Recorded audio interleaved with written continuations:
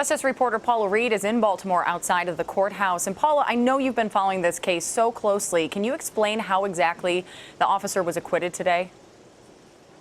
Jamie, the judge believes that this officer acted reasonably. Now, he was being charged under a very unusual, very novel theory. The prosecution argued that this arrest wasn't supported by probable cause and therefore amounted to assault. That's really pretty unprecedented, and it was clear throughout this trial that the judge just wasn't buying it. He did not believe that the facts of this case really supported a charge of reckless endangerment or secondary assault against this officer.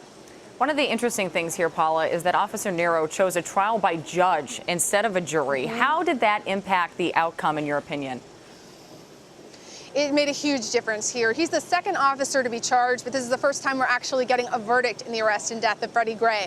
The first officer, William Porter, to be charged, he went before a jury, and his case resulted in a mistrial, a hung jury. And now, having sat through most of that trial, it was a surprise to many of us that there were people on that jury who looked at the facts and were not willing to acquit, and several of them who were willing to convict.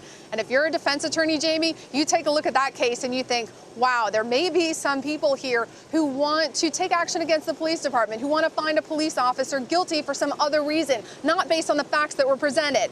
And that's when you make a decision to take your case and the facts before a so-called neutral fact finder. And this judge is just that, Jamie. He has a long history in the Department of Justice. He's young, he's very aggressive, a very smart judge, very objective. He's been praised by both sides of this case. And I think that's why the defense took their case in front of a judge instead of taking the chance before another group of 12 Baltimore residents. You know, that first case that you were talking about, we saw relatively calm streets and that type of thing after that was announced. But you go back a year, in Baltimore, there was lots of rioting, lots of protests. Can you describe the mood today now that this verdict has been read?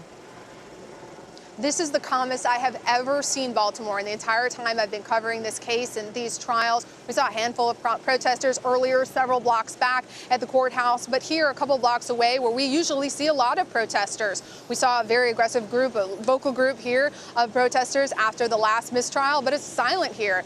Few helicopters, they've mostly disbanded. They are sending additional police here to the city to help, but at this point, Jamie, it remains very calm, the calmest I've seen it here in the city of Baltimore. I know the mayor of the city also asking for calm today. I do want to ask you before we let you go, how will Officer Nero's trial affect the other officers charged in the death of Freddie Gray? Because we have a number of these cases now to go through. That's right. There's 5 more trials, 4 new officers, and that additional officer, Officer Porter, who needs to potentially be retried. Jamie, the prosecution really needs a win in one of these cases because Marilyn Mosby, the city's state's attorney, came out. She filed very aggressive charges quickly after things sort of got hot here in the city, and people criticized her. They said she moved too quickly. She didn't look at the facts. She didn't evaluate her chances of success at trial, and people were worried that these cases one by one would fall apart.